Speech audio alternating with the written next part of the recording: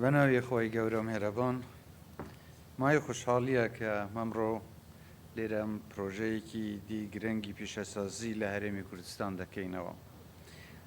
دەستخۆشی لە کۆمپانیای جێبەجێکار گروپی گەلیاوە دەکەم بۆ ئەنجامدانی ئەم کارە گرنگە کە بە ستانداردێکی جیهانی و بە بەکارهێنانی پێشکەوتوترین تەکنۆلۆژیا دروست کراوە.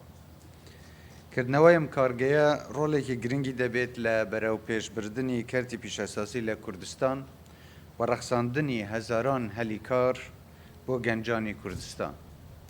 جێی دەستخۆشیە کە کارگەکە پابەندبوونی خۆی بە لە بەرچاوگرتنی بنەماکانی پاراستنی ژینگە و بەردەوامی ژینگەی دەربڕیوە.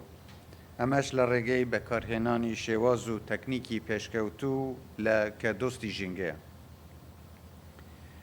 حکوومەتی هەرێمی کوردستان لە چەند ساڵی ڕابردوودا بە هاوکاری لەگەڵ کەرتی تایبەت پلان و بەرنامەی گرنگی هەبووە بۆ بایەخدان بە کەرتی پیشەسازی.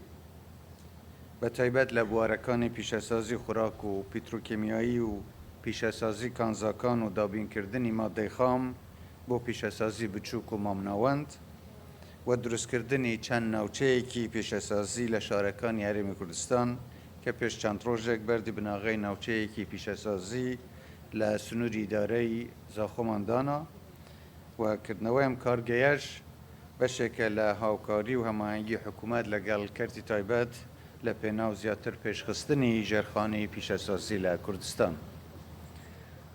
بەڕێزان، وێڕایی چەندین گرفت لە ساڵانی ڕابردوو کە چەندین جار ئاماژەمان پێداوە و پێویست ناکات دووبارەیان بکەمەوە. لە ماوەیەدا چەندین پرۆژەی گەورەمان لە هەموو شار و شارشکەکانی کوردستان دەست پێ کرد لە بوار و کەرتی جۆرە و جۆردا کە زۆربەیان ئێستا کەوتونەتە کار و لە خزمەتی خەڵکی کوردستاندان. ئەمان جێمە ئەوەیە ژێرخانێکی بەهێزی ئابووری لە کوردستان دروست بکەین بۆ ئەوەی ژیانی خەڵکی کوردستان باشتر بکەین و نەوەی داهاتوش بتوانێت لەسەر پێی خۆی بوەستێت. هیوادارین دۆخی کوردستان و عێراق و ناوچەکە ئارام و سەقامگیر بێت و کێشەکانی نێوان هەرێم و حکوومەتی فدرالی بە شێوەیەکی بنەڕەتی چارەسەر بن بۆ ئەوەی بتوانین درێژە بە کارنامەی خۆمان بدەین لە ئاوادانکردنەوە و بنیادنانی ژێرخانی ئابووری. کوردستان و عێراق بەگشتی بەهۆی شەڕ و جەنگی یەک لە دوایەکەکاندا بەهۆی خراپ بەڕێوەبردننی دەستەڵاتەوە لە بارودۆخێکی زۆر سەختدا بووە و خەڵکەکەی لە نەئارامی و دڵەڕاوکێ و هەژاری و وێرانیدا ژیاون.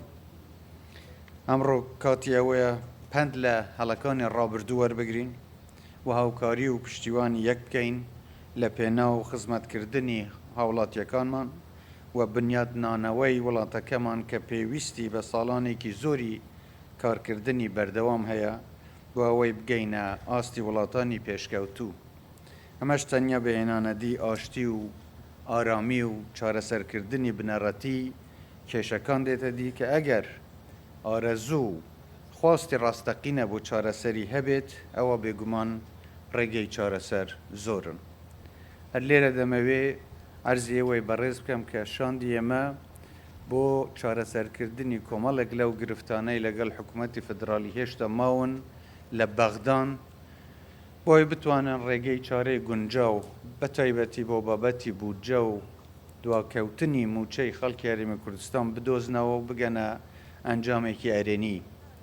دوێنێ گفتوگۆی باشیان هەبووە ئەمڕۆژ درێژەی ئەو گفتوگوانە دەبێت وەوەی هەم بۆ دابینکردنی موچە بە شێوەیەکی بنەڕەتی کە چیتر خەڵکی کوردستان باجی ئەم هەڵانە نەداتەوە کە بەداخەوە بە شێوەیەکی ناگونجاو مامەڵە لەگەڵ موچەخۆرانی هەرێمی کوردستان کراوە. ئەمە چارەسەر بکرێت و لە لایەکی تریشەوە حتا بۆ بابەتی نەوت و غازیش کە ئێمە پێویستیمان بە دەڕەشتنی یاسایەکی فدرالی پێشکەوتوو لەسەر بنەمای دەستور هەیە کە ئەوەش ئێمە بتوانین جارێکی تر مەسەلەی بەرهەمهێنانی نەوت و هەناردەکردنی نەوت دەست پێ بکەینەوە و ئەمەش هەمووی دەبێتە دەستکەوت نەک تەنیا بۆ خەڵکی کوردستان بەڵکو بۆ هەموو خەڵکی عێراق. هیوادارین ئێمە بە تێگەیشتنی هاوبەش بتوانین زۆر شتی باشتر بکەین پێم وایە ئەوەی لە پێشمانە ئەوەی هاوبەشە لە نێوماندا زۆر زیاترە لەو کێشە و گرفتانەی کە هەن تەنیا وەیە کە هەموو لایەک بیل لەوە بکەینەوە کە بەرژەوەندی باڵای وڵاتەکەمان و خۆشگوزەرانی خەڵکەکەمان بکەینە سەر لیستی بەرنامەی کارەکانمان و هیوادارین بەیەکەوە لەگەڵ بەڕێز سوودانی و حکوومەتی فدرالی و وەزیرە بەڕێزەکانی ئەم کابینەیە لە هەموو بوارەکاندا کار و هەماهەنگی زیاتر بەیەکەوە بکەین و بتوانین وڵاتمان بەرەو قۆناغێکی پێشکەوتوتر و باشتر ببین. دووبارە دەستخۆشی لە کۆمپانیای جێبەجێکاری ئەم پرۆژە گرنگە دەکەم و هیوادارم کوردستانمان هەمیشە ئاوەدان بێت و ئێوەش هەر سەربەرز و سەرفەراز بن.